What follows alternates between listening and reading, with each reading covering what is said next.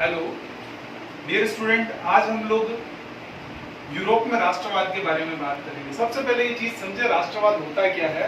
राष्ट्रवाद का मतलब ये होता है कि किसी क्षेत्र में, किसी देश में जो लोग रहते हैं उनमें एक सामूहिक भावना, सामूहिक विचार और सामूहिक नेतृत्व के आधार पर काम करने की भावना। विश्व में अगर हम देखें तो राष्ट्रवाद की जो शुरुआत होती है वो मुख्य देन है फ्रांस की राज्य क्रांति की। फ्रांस में सबसे पहले वहां जब निरंकुश राजतंत्र था तो वहां के शासकों ने, क्योंकि उन्होंने जनता का शोषण किया, तो उस समय के जो कवि थे, कलाकार थे, उन्होंने क्या पेंटिंग करना शुरू किए, चित्रों के माध्यम से राष्ट्रवादी भावनाओं को बढ़ावा दिया।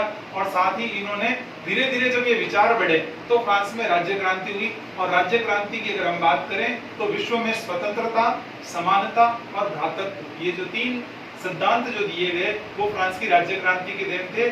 ये फ्रांस की राज्य क्रांति 1789 में हुई थी, 1789 में हुई थी। उसके बाद में यूरोप में राष्ट्रवाद का उदय हुआ। यूरोप में भी धीरे धीरे फ्रांसीसी विचारों का प्रभाव हुआ और इन प्रभाव के परिणाम स्वरूप वहां जो राजतंत्र, जो कुलीन तंत्र था, कुलीन और आम व्यक्तियों के बीच में जो एक सिस्टम था, उसमें थोड़ा सा भेदभाव ये था कि जो पूंजीपति थे उन्हें अधिकार अधिक प्राप्त थे और मजदूरों को कम अधिकार प्राप्त थे। तो कुलीन तंत्र के बीच में ये सिस्टम चालू हुआ और धीरे धीरे वहां क्या हुआ, उदारवादियों का जन्म हुआ और उदारवादियों ने राष्ट्रवाद की भावना को बढ़ावा दिया।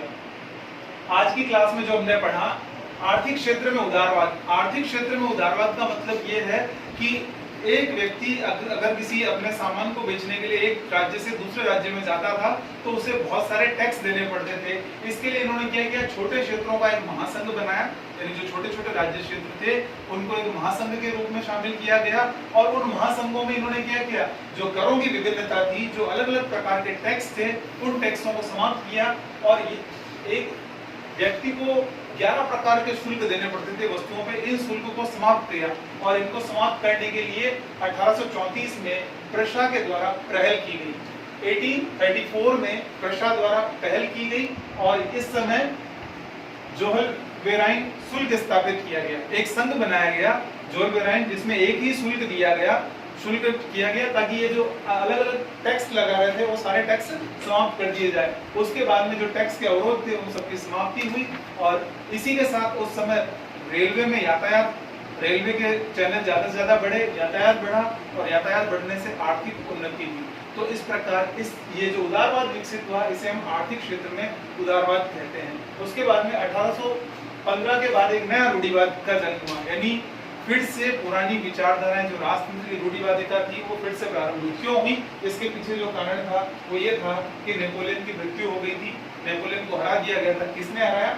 1815 में इंग्लैंड, ब्रिटेन, प्रशा, रूस, ऑस्ट्रिया, इन्होंने मिलकर एक अपना संगठन बनाया और इन संगठन ने नेपोलियन को परास्त किया। जैसे ही नेपोलियन परास्त हुआ तो इन्होंने क्या किया, वापस से अपनी जो पुरानी विचारधारा थी, जो रूढ़िवादिता थी, उसको नए तरीके से लागू किया।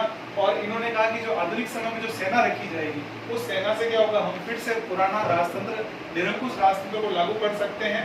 फिर इसके बाद में ऑस्ट्रिया के जो चांसलर थे उन्होंने एक सम्मेलन बनाया वियना में ये लोग सब इकट्ठे हुए और इस सम्मेलन की मेजबानी किसने की?